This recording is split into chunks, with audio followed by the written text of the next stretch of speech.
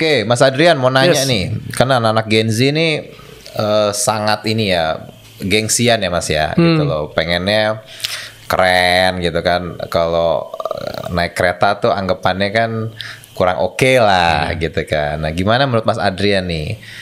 Nasehatnya apa nih dari senior nih ya kan untuk adik-adik kita ini yang mungkin mereka masih menganggap lebih keren kalau naik mobil pribadi gitu sih. Lebih ke situ sih Mas. Gimana Mas?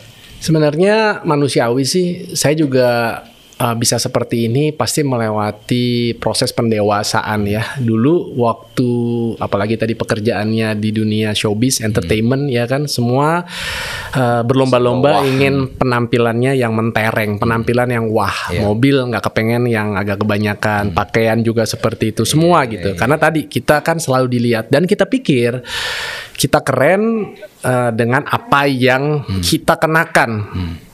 Tapi ternyata saya salah. Dulu saya juga mengikuti itu. Dengan maksud apa? Kalau saya pakai tongkrongannya itu yang wah-wah, nggak mungkin produser ini berani nawar saya murah. Kalau gitu, TV mau saya murah. Wah, pakaiannya aja begini, jamnya begini, mobilnya begini. Masa gue mau tawar dia segini? Kira-kira begitu kan? Tapi ternyata saya diuji juga. Saya banyak dapat kerjaan juga, iklan, syuting segala macam. Pokoknya kayak gagal aja.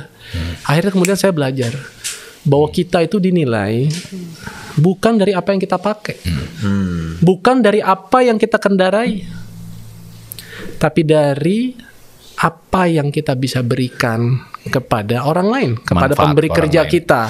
Tadi kalau film ya mungkin kepada produser kita, kepada para lawan main kita kepada teman-teman kru, bagaimana kita saling memanusiakan, kita bekerja secara profesional. Begitu juga sekarang saya menjadi seorang pekerja di bidang aset manajemen seperti itu ya. Itu yang membuat kita akan bisa diperhitungkan. Jadi maksudnya pesan saya buat teman-teman Gen Z, jangan hidup termakan oleh gengsi ya.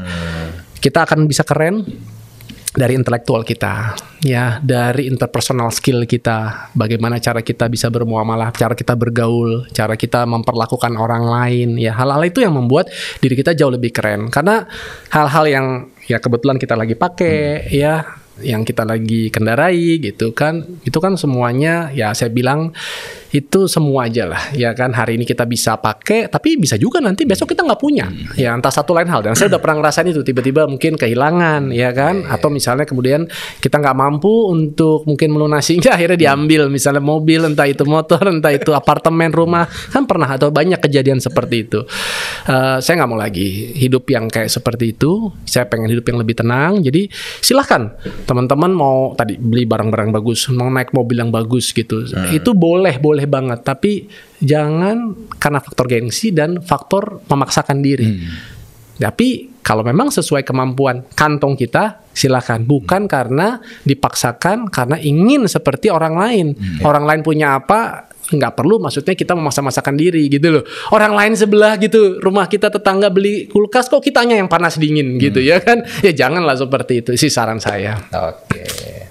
Fokus tingkatin value aja, beri manfaat buat orang lain. Bener, terutama untuk anak istri kan. Benar. Nah, anak istri pernah komen nggak ini frugal livingnya Mas Adrian, pernah diprotes nggak sama anaknya masih 21 tahun itu tuh? Kalau anak sih enggak gitu, cuman istri yang agak lucu-lucu gitu loh. Tapi jadi di konten terakhir kan istri ikutan. Iya, nonton tuh. Karena dia pun juga akhirnya kayak penasaran gitu loh. Jujur istri saya nggak pernah naik kereta. Maksudnya kita kalau di luar negeri biasa lah ya, di Singapura, di Jepang itu kan biasa ya. Dan keren kalau di negeri. Keren gitu loh. Makanya gitu saya juga bingung di sini kenapa kok jadi sesuatu yang kayak menjadi kayak istimewa banget. Istimewa gitu. Padahal sebenarnya udah take it easy aja gitu kan. Nah, terus akhirnya suatu ketika ini sekitar 2-3 minggu lalu lah, istri kemudian penasaran. Saya pas mengantar dia bilang pengen ikut. Yaudah saya bilang, ya udah kita bikin konten aja nih, tumben juga nih mau ngikut nih. Ya udah, akhirnya dia ikut gitu. Oh, ternyata begini ya. Memang waktu pas dia ikut nggak lagi jam yang di rush hour banget, karena saya tahu nggak akan bisa deh kalau jam 7 udah kejepit begini-begini, nggak mungkin kan. Saya waktu itu sekitar jam 9-an lah udah. Dan akhirnya dia ngerasain, dia melihat bahwa ternyata potret kehidupan masyarakat itu banyak yang selama ini nggak kita terlalu perhatikan ya. Yang selama ini kan, mohon maaf ya, kita sekarang atau sebelum-sebelumnya di mobil, udah disetirin, ya duduk di belakang nyaman, dingin, terus ya kalau macet apalagi udah nggak fokus lihat jalanan, yang ada mungkin kita pegang HP mulu, ya kan? Makanya sekarang mata udah 4, udah faktor U gitu kan, kalau ngeliat handphone ini udah nggak bisa langsung, kecuali kalau handphonenya di sini, ya kan? Kalau udah jarak-jarak normal, jarak baca 30-40 ini udah pakai kacamata plus gitu. Cuman itu bukan faktor kesehatan, tapi karena memang faktor usia. Ya, faktor usia. Ya, jadi yang lucu itu adalah istri tuh kalau kemana-mana, karena banyak yang tahu istri saya itu, maksudnya suaminya si Adrian Maulana, bukan karena Adrian Maulana artisnya yang dulu main sinetron atau apa. Mbak Desi, istrinya Adrian Maulana yang suka naik KRL kan? Udah ini ya, udah. Kok gitu ya? Iya. Atau omannya Mas Adrian. Iya, disebut kayak apa dulu zaman yang dulu sinetronnya Air Mata Ibu kan, sinetronnya Tersayang kan, gitu kan. Yang waktu yang yang Doaku Harapanku kan dulu zaman sama Krisdayanti yang kayak begitu. Itu enggak. Ya kan yang suka naik KRL itu kan gitu. Ya udahlah, emang udah seperti itu jalannya ya kan, kita nikmatin aja. Gitu, Bro. Nah, ngomongin keluarga nih, kan di salah satu kontennya Mas Adrian kan belak-belakan soal penghasilan istri lebih besar. Nah, baru lihat nih ada konten gimana kalau penghasilan istri lebih besar gitu ya. Nah, gak apa-apa tuh Mas. Kan pasti banyak netizen yang makin julid gitu ya. Makin julid. Nah, ini boleh kasih ini nggak insight-nya terutama untuk pasangan yang punya penghasilan lebih besar gitu. Istri maksudnya. Gimana Mas Adrian? Ya mungkin sedikit mengulang, mungkin buat teman-teman yang belum sempat lihat konten yang saya baru share beberapa waktu lalu ya, dimana istri saya kan juga dia psikolog, tapi kan istri memang selain psikolog kita juga punya bisnis bareng ya, suplemen, dan dijalankan, dan alhamdulillah itu berjalan cukup baik selama 3 tahun ini. Kita ada membina mitra-mitra berapa ratus orang, dan artinya sudah ada repeat order penjualan setiap bulan ya. Jadi dari profesi dia itu, terus kemudian dari itu plus lagi saya sadar kan sebagai suami pemberi nafkah, saya juga ibaratnya kayak menggaji istri saya juga gitu kan. Plus sekarang istri saya juga ya sudah mulai dikenal juga sebagai content creator juga. Jadi sebagai psikolog yang akhirnya juga ini ya kan. Jadi saya bilang, kamu sumber penghasilannya kok banyak ya, saya bilang. Yang ini yang di konten uang saya, uang istri, uang istri gitu. Nah, itu dia. Cuman memang itu lebih gede istri jadinya ya. Ya, itulah nasib saya, makanya saya bilang kalau di keluarga saya, istri saya menganut gitu. Uang suami saya itu adalah uang saya. Tapi uang saya ya uang saya aja gitu kata istri saya. Maka saya bilang nasib gitu. Tapi ya nggak apa-apa. Kembali lagi kan ini semua bagaimana cara kita mungkin membuat komitmen dalam keluarga. Tapi saya yakin kok, kalaupun sekiranya misalnya terjadi apa-apa sama diri saya, diri kita gitu, ataupun kita yang mungkin sebagai laki-laki di sini yang memang fitrahnya sebagai pencari nafkah keluarga ya, karena memang kita sadarin ada hal-hal yang nanti mungkin juga bisa terjadi di luar dari kehendak kita. Contoh misalnya suaminya tadi punya karir bagus, tapi tiba-tiba perusahaannya harus ada pemotongan kerja ya. Contoh waktu pas lagi pandemi kemarin ya kan. Dan sekarang banyak teman-teman saya itu yang dia belum punya pekerjaan lagi, dan usaha yang dia coba rintis 1-2 tahun itu belum bisa belum bisa memberikan penghasilan yang sebaik pada saat dia dulu ngantor dulu ya kan. Bahkan ada yang usahanya gulung tikar, dia sampai kayak trauma, dia nggak bisa mulai lagi. Contoh seperti itu. Atau misalnya knock on the wood, misalnya terjadi ada resiko mungkin mengalami penyakit kritis, kecelakaan, sehingga suaminya nggak bisa menghasilkan lagi, sehingga istri yang harus menopang ya kan keluarga. Kalau itu terjadi, kalau menurut saya itu nggak mengapa. Justru kan kita menikah ini kan memang ibaratnya kan saling melengkapi satu sama lain ya kan. Kalau saya memang pendapatnya sih tidak sendiri-sendiri seperti itu. Tapi silahkan, maksudnya kalau terjadi istri punya penghasilan seperti itu saya pikir bagus untuk menjadi motivasi buat saya sebagai seorang laki-laki untuk kemudian juga tetap harus gigih dalam bekerja. Ngomong gigih, wah ketahuan deh nanti konten saya berikutnya besok nih. Kamu harus lihat. Siapa nih? Ini akan lebih viral lagi. Itu kocak gitu. Udah jadi. Baru gue bikin kemarin. Bocorin sekarang. Asik. Itu kocak gitu. Enggak, karena itu ada fenomena baru, Bro. Fenomena di mana itu awalnya jadi gini, suka ngangkat tuh dari kayak keseharian aja. Ada klien istri yang konsultasi ke dia gitu karena dia stres, bahkan mau pisah, di mana karena suaminya itu dianggap kayak kurang kayak kurang gigih gitu loh. Maksudnya untuk semangat dalam gitu. Kurang greget. Sehingga jalannya kayak terlalu pasrah. Terus ya akhirnya mungkin ya katanya mungkin dia berhijrah banyak seperti itu. Tapi kan ya Bro Asad lebih paham lah. Kan bukan berarti kalau kita berhijrah kita juga nggak produktif kan Bro ya. Bukan hanya misalnya misal melakukan kegiatan yang sifatnya ibadah-ibadah yang wajib atau yang rutin aja. Dan pada saat kita sekarang lebih memahami, terutama kalau di Islam gitu ya, teman-teman di agama yang saya anut, itu segala aspek perbuatan kita, tingkah laku kita, termasuk makan, tidur, ya, beraktivitas, termasuk bagi yang suami istri juga, itu ada nilai ibadahnya, nggak cuma hanya sholat aja gitu kan. Jadi ya atas hal-hal itu saya pikir banyaklah hal-hal yang sebenarnya suami dan istri ini bisa saling melengkapi satu sama lain. Jangan gengsi lah dengan seperti itu. Saya sih support lah kalau ada perempuan. Ya. Happy wife, happy life katanya. Benar nggak? Betul. Tapi kita harus bersyukur, bukan apa-apa, bukan karena ini kalau teman-teman saya yang di luar negeri itu fenomena yang terjadi sekarang udah nggak bisa hanya sekedar mengandalkan dari penghasilan suaminya aja loh. Benar. Harus ada kerjasama ya Mas. Dengan inflasi tinggi, apa-apa harga-harga tinggi, ya kan, semuanya kebutuhan tinggi, ya. Jadi suami istri harus bekerja dan mereka masih harus mencari penghasilan tambahan lagi. Benar. Ada yang jualan asuransi, ada yang jadi personal trainer, ada yang jadi coach apa, ada yang bikin bisa jadi content creator atau apa. Banyak, untuk tadi bisa multi income gitu. Untuk ya bisa memenuhi kebutuhan mereka sehari-hari dan juga tadi untuk ke depannya gitu. Nah, kita mungkin masih belum sampai semuanya seperti itu, tapi kan kita udah coba memotret nih keadaan sekarang. Saya nggak tahu nih kalau nanti 10-20 tahun ke depan anak-anak saya, cucu-cucu kita gitu ya. Di mana kalau sekarang mungkin suami kerja, istri bekerja masih cukup. Tapi mungkin nanti bisa jadi berikutnya rasanya nggak cukup, karena teman-teman saya yang usianya udah kepala 4 aja masih ada loh yang sekolah anaknya itu masih dibantu sama kakek neneknya, sama opa-opanya.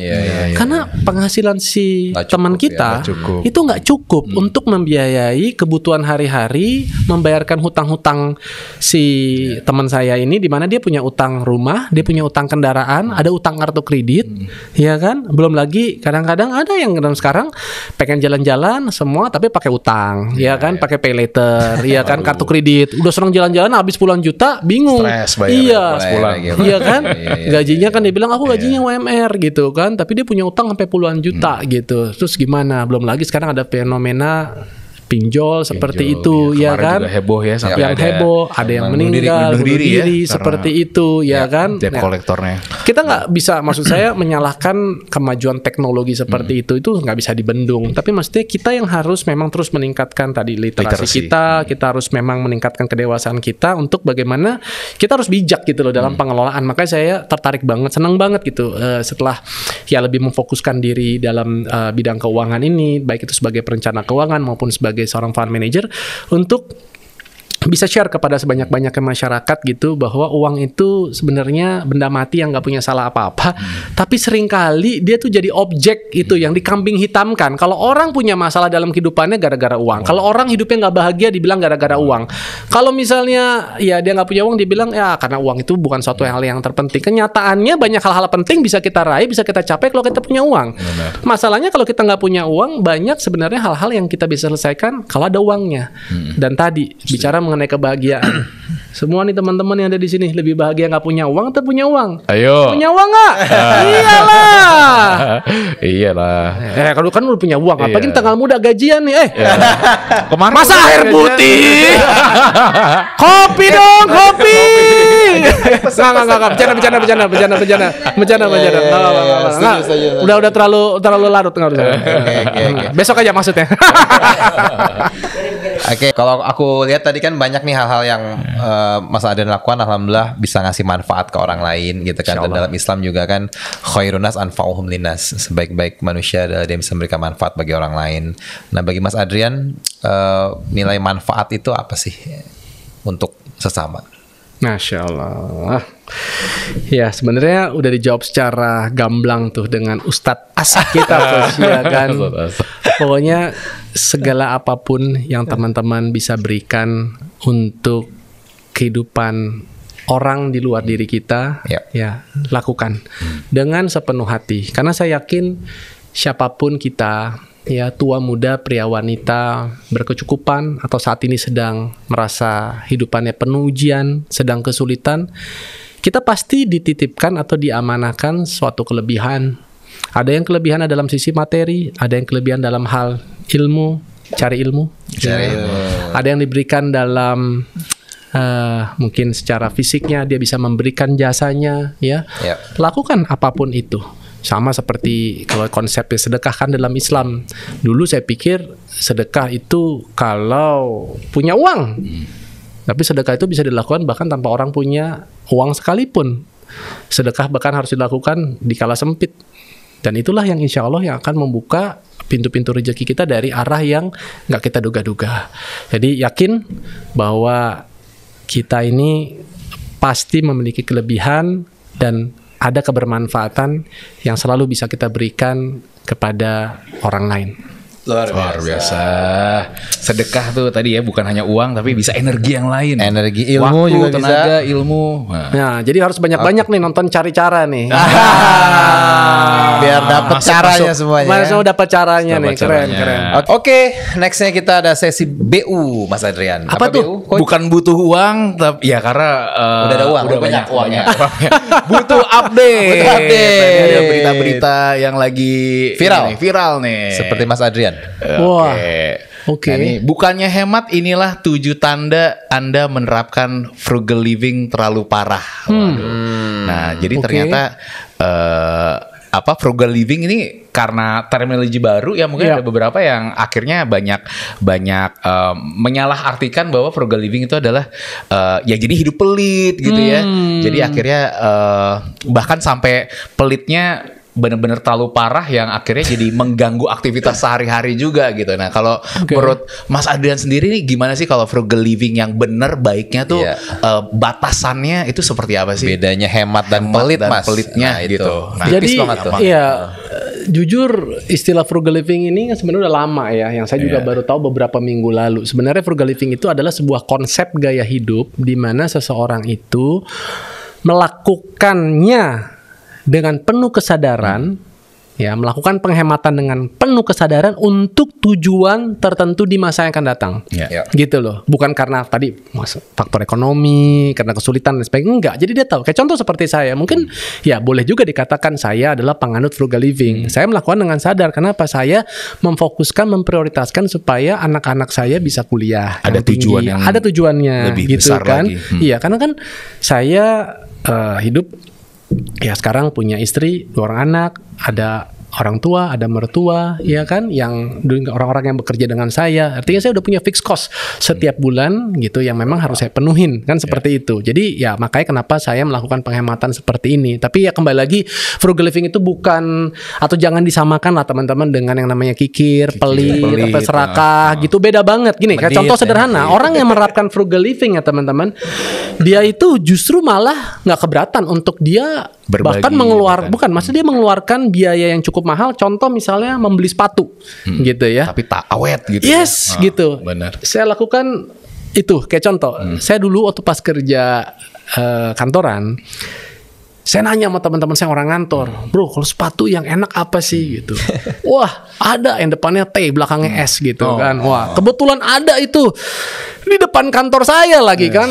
Wah, showroomnya lantai paling bawah. Pas saya lihat, wah harganya mahal juga tuh waktu itu sekitar 9 jutaan gitu. Tapi kebetulan ada diskon. Nah, frugal living itu nggak masalah, cari yang branded tapi pas lagi diskon. Dan juga kita melihatnya long term. Nah, kalau orang mohon maaf yang kadang pelit, ya kan, dia memang carinya yang murah, paling apapun murah, itu, gitu ya kan. Tapi kalau dia sadar, ternyata itu barang 1 tahun atau 2 tahun nggak bisa pakai. Lah saya pakai 8 tahun, itu setiap hari. Makanya orang bilang, Mas, lo nggak sayang naik motor, naik ojek, KRL, lo pakai sepatu itu karena kelihatan mungkin ada mereknya gitu kan. Saya pakai emang, saya nikmatin emang awet, kemudian juga nyaman di kaki, ya kan. Ya saya pakai, nggak mau dihisap juga. Lo punya barang baru cuma pajang-pajang aja, pakai sebulan 2 bulan sekali kalau cuma kawinan, ya kan. Nggak ada kawinan juga kemarin pandemi gitu kan. Saya pakai kemana-mana. Contoh seperti itu. Jadi tetap ngelihat ini ya, efektif, efisiensinya. Iya dong, iya nggak ada cuma sekedar murah aja, cari murah. Iya, ada apa lagi? Itu yang lagi update ya? Iya, lagi update nih. Frugal living. Ini Mas Adrian banget nih. Apa tuh, Sat? Jangan terlalu sering ngopi. Bisa menghambat jadi kaya. Nah, setuju nggak nih? Kayaknya nggak setuju nih Mas kayaknya. Adrian sering ngopi kaya. Dia nggak tahu aja. Kita lebih sering ngopi di pasar. Iya. Nggak, karena tadi yang kita bahas di awal, ngopi ini kan memang boleh katakan udah jadi kayak tren ya belakangan ini. Ya. Yang memang juga orang timur tuh kan kalau ngobrol tuh seneng banget di tempat coffee shop. Tapi kan tahu rata-rata tempat coffee shop itu kan udah berapa ya kan, kita duduk mungkin per orang bisa 50-100 ribu, kalau sehari 2 kali berapa gitu. Tapi kembali lagi untuk teman-teman terutama misalnya yang Gen Z gitu, mohon maaf mungkin yang teman-teman lagi baru mulai bekerja, penghasilannya juga mungkin katakanlah baru UMR atau di atas UMR sedikit gitu, bukannya berarti teman-teman nggak boleh ngopi, tapi mungkin kita tadi siasatin. Sekarang saya lihat tempat-tempat coffee shop bukan kopi yang saset-saset ya, mohon maaf ya, maksudnya kopi-kopi yang benar dia dari real bean seperti itu, ada yang menawarkan dari range 20 ribuan gitu ya sampai 30-an ribu itu juga ada kok gitu, nggak harus yang di 50-60 ribu atau yang ke atas ya kan, itu bisa juga. Jadi teman-teman tetap bisa menikmati hobi ngopinya. Terus kedua mungkin bisa berfokus kepada frekuensi. Kalau yang tadinya mungkin kayak saya sehari 2 kali ya cukup, mungkin 1 kali aja. Jadi teman-teman tetap bisa jalankan hobi tapi sekaligus nggak maksa-maksakan diri gitu. Masih wajar lah ya, batas wajarnya. Iya kayak contoh seperti itu. Tapi sorry ya kalau memang saset bukan apa-apa teman-teman, saya memang nggak bisa minum kopi saset, lidahnya itu udah belagu. Ini gara-gara waktu zaman dulu nih Net TV, iya gara-gara waktu pas saya Net TV kan setiap hari saya ngundang ya banyak orang-orang yang artinya hebat di dalam bidangnya lah, termasuk juga teman-teman barista. Saya baru diajarin sama teman-teman barista tuh kalau kopi yang bener tuh gimana, yang selama ini kan enggak gitu. Itu ternyata perasa kopi Mas, ada dari jagung lah begini-begini. Akhirnya pas udah tahu kopi yang bener, udah ngerasain itu udah nggak bisa yang lain. Iya, udah nggak bisa pindah ke lain hati. Jadi mohon maaf ya gitu ya. Kalau kamu masih kopi saset ya udah ntar saya beli sendiri. Bercanda. Oke. Apalagi coach kita punya apa? Habis ini harus ini nih, biar lebih seger lagi biar main lebih relax kita main games. Ada dong. Keren banget sih cari cara nih. Gila, ilmunya dapet, update-update dapet, permainan juga ada. Iya dong. Top. Game apa nih? Gimana nih, bro? Oke, gamesnya nanti aku akan dan Coach Ican kita akan ngasih beberapa kata-kata yang akan throwback momennya Mas Adrian nih. Throwbacknya Mas Adrian diinget-inget. Atau disusun-susun ya? Gimana nih Angel cara mainnya? Tebak kata yang sudah diacak. Oh, tebak kata yang sudah diacak. Jauh ya. Kurang briefing nih. Kurang brief. Kasih kan denger tadi. Kita baca doang ini. Iya. Oh, jadi ini ada kata. Games untuk ini ya, membetulkan kata rasanya. Oke. Jadi kalau misalkan Maruh rumah gitu ya. Iya. Oke, gue duluan. Next. Ada di ini. Rida Bida. Apa nih Mas Adrian? Bidadari. Bener ya? Coba. Ini gua belum hitung loh. Udah langsung loh. Oke. Coba kita lihat ya. 1, bener nggak? 2, 3. Gak ada. Oh nggak ada. Gimana sih? Oh Bidadari. Ini apa? Sinetron. Bidadari. Wah itu Bidadari. Lawas. Iya. Lawan umurnya dong. Ini pada tahu kan? Satu lagu dari Andre Hehanusa. Iya. Bidadari. Itu enak banget bro, dulu bro. Tahu kan bro? Oh tahu ya. Seumuran dong kita. Lu jangan terlalu ngerasa muda-muda. Enggak jauh juga. Nggak jauh, udah nggak kepala jauh, 4 nggak jauh. juga. Kepala 3 gua. Oh iya. Gue 4. Oke coach. Oke lanjut. Ada omelet. Nah apa nih? Wah omelet saya suka banget. Omelet nih? ini kan putih telur gitu. Iya. Tapi apa nih yang bener nih? Wah, model. Bener ya. Sexy Ada challenge-nya. Apa tuh? Coba dong kasih tunjuk ke kita 3 gaya model Mas Adrian di zaman-zaman dulu nih. Coba mana ke kamera yang mana? Aduh. Anggapnya lagi di foto, nanti cek Harus ini gitu. kan harus memperagakan 3 gaya. Asik. Oh, ada ya. Ayo. Kita reka adegan ya. Di mana? Di situ. Ini foto saya inget banget ya. Ini foto diambil waktu itu tahun 2000 ya. Ini adalah sinetron namanya Buah Hati Mama. Waduh. Berarti tahun 2000 pada mereka belum lahir nih ya. 23 tahun lalu. Wow. 23 tahun yang lalu. Iya. Ya, berarti ya 23 tahun lalu. Nggak beda jauh tapi ya Mas. Asik. Dulu masih agak sedikit cabi-cabi gitu kan. Keren sekarang ya. Jadi karena dulu memang ada berangkatnya dari dunia model, saya udah tahu angle saya. Kalau teman-teman lihat, jadi tiap orang tuh bisa ada angle-angle masing-masing kan. Ya saya memang dari sini. Jadi kalau kayak pose kalau kita sambil duduk, saya paling sebenarnya nggak suka dia dari sini gitu. Karena angle saya sebenarnya paling bagus. Makanya dari tadi gue ada agak curi dikit. Asik, ya kan? Asik. Coba posenya. Apaan sih ya? Oke, next. Nekat nanti gue tiba-tiba masih diminta masuk cover majalah cowok lagi. Next gambar. Wih. Waduh. Kalau ini nggak jauh dari tempat kopinya Asad di Bali. Ini waktu lagi ya saya lagi main. Adirai ya? Iya, Adirai itu di Bali gitu. Coba gayanya gimana Mas? Gini aja, Mas. Wih, gila.